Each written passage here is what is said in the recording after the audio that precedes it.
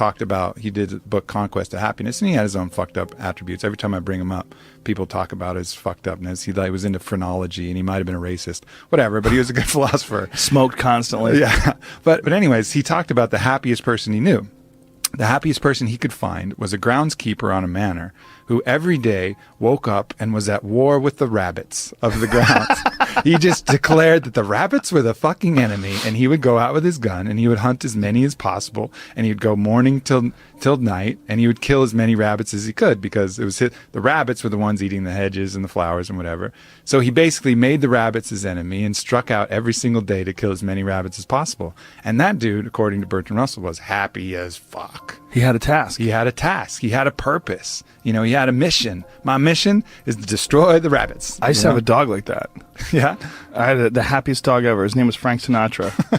And he was a pit bull that all he lived for was killing lizards. And my house, my old house, not the house I'm in now, but my old house, had this one, it's like on a hill, and there's this one wall where these lizards would run up the wall. And so Frank, I would literally let him out in the morning, and he would fucking bolt out that door. It's like, time to go to war. And he would run and go look for these lizards. And he would stand there, like Eddie Bravo would just watch it and marvel. He'd be like, fuck, man, this dog does this every day. This dog does this every day. I go, this is what he loves to do. And he would go there, and he would have his paws on the wall, and he would, and he would go crazy, and he would jump up and try to grab a lizard, and occasionally he would get one. And he'd be like, fuck yeah. And he would get one, and he would go looking for another one. He would go, and it was a pretty big yard, so he would go wandering around the yard looking for anything else that fucked up, anything else that was slipping. There was constantly, unfortunately, twice I had to take him to the hospital because he got bit by rattlesnakes, because rattlesnakes were slipping too, apparently. He killed the rattlesnakes, but the rattlesnakes fucked him up. He had like a water balloon growing out of the side of his head.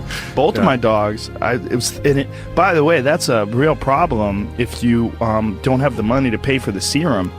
It's super expensive. It was several $1,000s to treat them for this rattlesnake venom, anti-venom shit. It's like, I was like, man, what if I was poor? What if... that's a whole fucked up system. Like, they inject horses with the venom, and then they like get the antibodies from the horses. It's like this archaic system. I think my friend Donald Schultz is working on, he's a big snake handler guy. He's working on ways to innovate around that, because it's kind of like a real backwards system that they have, how you get anti-venom. Well, a horse will survive, so let's just fucking sort of put the venom in there, and then we'll get the antibodies from the horse, and then, you know, it's a weird thing how they do it. Yeah, well, that's a real problem with people that are vegans. If you're a vegan and you don't use any animal products and you get bit by a rattlesnake, you got two choices. Compromise your morals, or that's a wrap. Yeah. You know? But this dog was so goddamn happy. He had missions. You know, he would go out of that yard and he wasn't bored. He was like, please take me for a walk. Come on, man. He was like, see ya, dude. I'd open that door. He was gone. He just had his little mission.